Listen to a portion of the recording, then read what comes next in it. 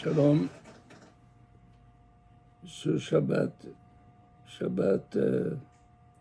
important puisque c'est Shabbat Zachor, le Shabbat qui précède Purim.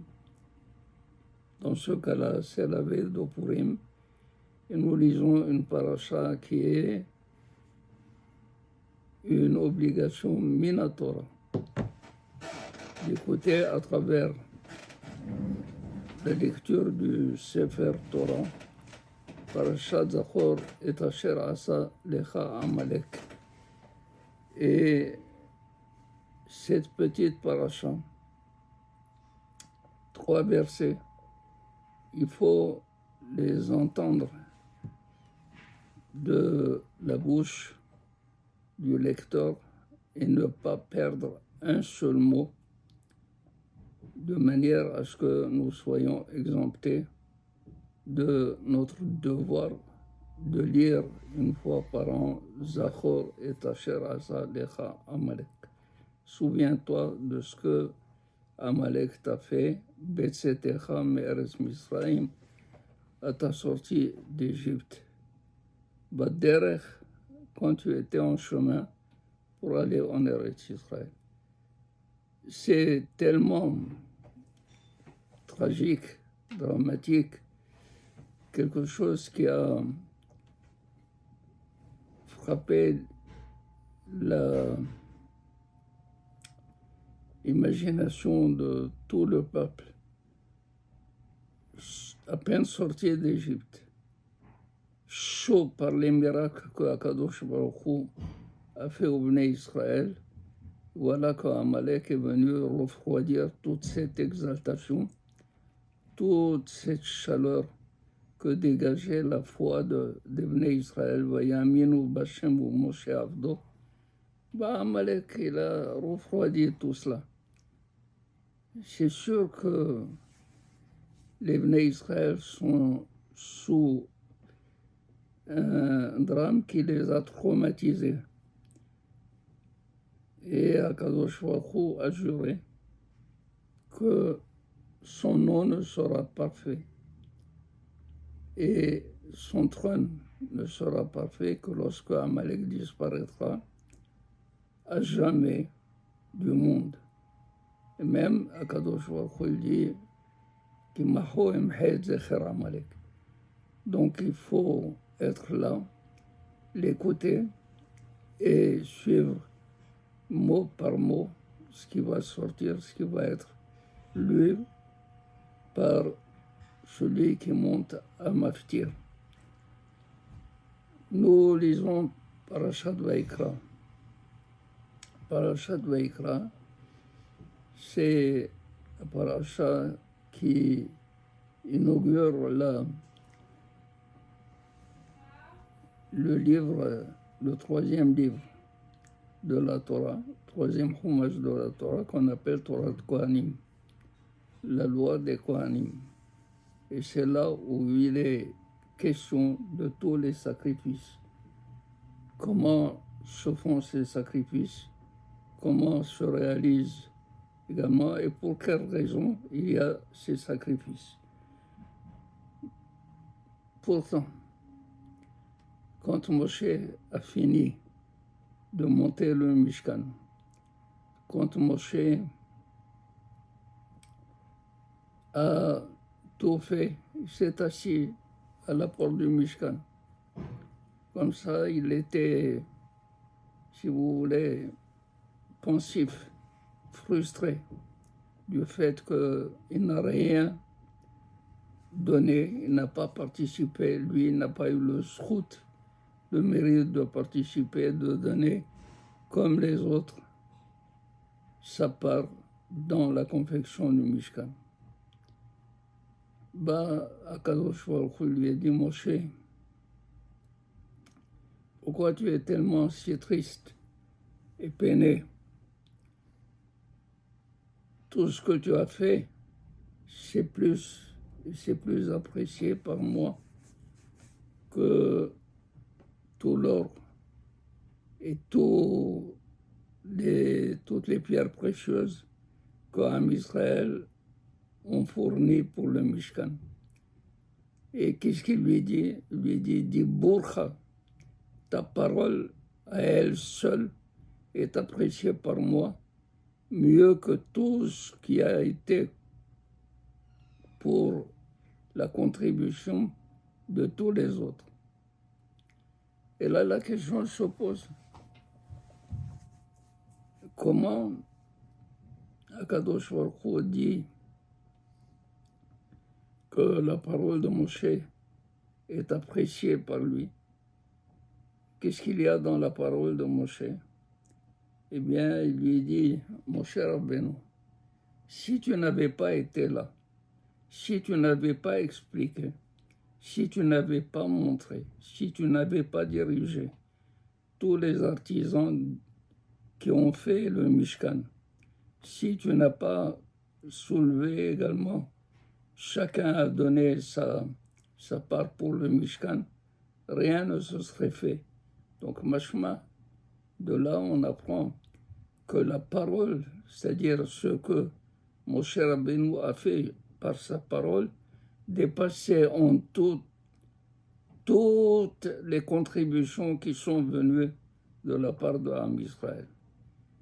Peut-être que c'est là ce que les Hachamim disent, Gadol Hamasse Yoter Minaos. Est grand celui qui fait faire des mitzvot beaucoup plus que celui qui l'a fait. Parce que celui qui fait faire la mitzvah, il montre par là son intérêt, beaucoup plus que l'intérêt. Il inspire aux autres ce feu qu'il a à l'intérieur, qui brûle intérieurement en lui, pour se mettre à donner. Et Akadosh Baruch Hu paye Moshe, Mida Keneged Mida, d'une manière qui répond à ce qu'a fait Moshe. Il dit, Vaikra el Moshe, Vaideber elav me'oel moed. Vient la parole de Akadosh Baruch Hu s'adresser à Moshe pour récompenser toute la parole, utiliser toutes les paroles utilisées par Moshe. Tout ce qu'il a fait pour soulever l'enthousiasme du peuple pour faire le Mishkan. Vient Akadosh Baruch Hu, il dit à Moshe Vaikra, il l'a appelé.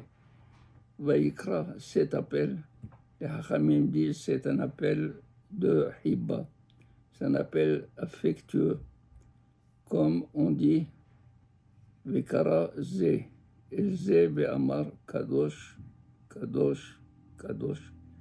Ce verset de Ishaïa avait vu Akadosh Baruch Hu entouré de ses malachim. Et les malachim qui entouraient Akadosh Baruch Hu s'invitaient l'un l'autre à commencer à dire Kadosh. C'est-à-dire, chacun s'effaçait devant l'autre. Commence-toi. Non, c'est à toi de commencer. C'est-à-dire, les malachim s'invitaient les uns les autres. Et voilà que Akadosh Baruch Hu, qu'est-ce qu'il a fait? Cette déclaration Kadosh, Kadosh, Kadosh, que Akadosh Baruch Hu est saint, 3 fois, s'est soulevé de la bouche de tous les malachim d'un seul jet. Pourquoi? Parce que Akadosh Baruch Hu a apprécié l'affection et l'amour et le respect mutuel de tous les malachim. Là aussi, qu'est-ce qu'il est dit là-bas? Bekara Zé et Zé. Chacun invitait l'autre à commencer. Vaikra el Moshe, Akadosh Baruch Hu a appelé Moshe. Il l'a appelé avant de lui parler. Avant de lui parler, avant de lui adresser la parole, mais Ohel Moed, Akadosh Baruch Hu a appelé Moshe. Cet appel, les Hachamim disent, cet appel exprime tout l'amour et toute l'affection qu'il avait à Kadosh Baruch Hu pour Moshe. Mais Ohel Moed, depuis Ohel Moed, Et les Hachamim disent, se peut-il que la voix de Hakadosh Baruch Hu est une voix qui n'est pas écoutée par tout le monde, c'est du Kol Hashem Shover Arazim, Kol Hashem Bakoh. La voix de Hakadosh Baruch Hu est forte. Et pourtant, seul Moshe entendait cette voix. Même Aaron, qui était le frère de Moshe, qui méritait autant que Moshe, que Hakadosh Baruch Hu lui adresse sa parole, n'entendait pas du tout ce que Moshe recevait comme message de Hakadosh Baruch Hu. Alors, qu'est-ce qu'il lui enseigne Hakadosh Baruch Hu à Moshe? Le Zohar Hakadosh, il dit, Hakadosh Baruch Hu demande à Moshe, Moshe, que fait une personne quand elle a construit une maison, elle veut l'inaugurer? Alors Moshe Rabbeinu lui répond, lui dit, quand il veut l'inaugurer, il fait un repas où il invite tous les rabbanim, tous les hachamim, tous ceux qu'il aime, pour pouvoir faire une fête d'inauguration. Il dit, Moshe Rabbeinu, c'est ça ce que je veux. Adam qui akriv mikem korban l'Hashem. Imola korbano. Adam qui akriv mikem. Adam, pourquoi on a dit Adam? Ish qui akriv mikem. Ou qui est akrivu. Ola l'Hashem. Cet Ola sera l'Hashem. Mais Adam, le verset, il a voulu souligner que lorsqu'on apporte un korban à Akadosh Baruch Hu, on veut faire une offrande à Akadosh Baruch Hu, il faut se comporter comme Adam. Adam, quand il a offert à Akadosh Baruch Hu un korban, il était seul dans le monde. C'est-à-dire le monde lui appartenait. Il n'a pas pris quelque chose qui appartenait à quelqu'un d'autre, puisque tout appartenait à Adam. Adam qui akriv mikem, s'il apporte de chez lui, Ola l'Hashem. Les Hachamim disent, Adam qui akriv mikem. Ola, c'est pas la Ola que veut Akadosh Baruch Hu. Akadosh Baruch Hu veut que la personne, elle, y akriv mikem, de votre être. C'est vous qui devez être proche de Akadosh Baruch Hu, offert à Akadosh Baruch Hu, toute notre personnalité, tout notre être, Adam qui akriv mikem.